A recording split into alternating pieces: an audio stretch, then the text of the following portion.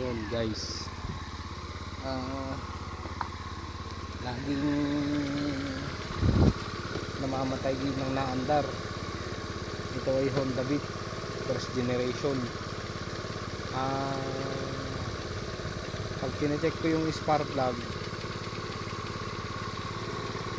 wala siyang kuryente.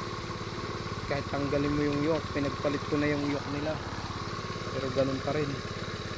Ngayon dito siya nagkakaroon ng problema.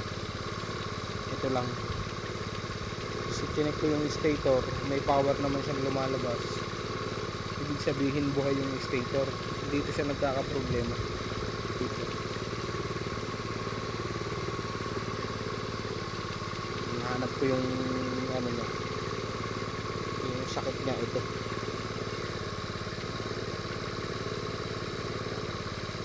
lang.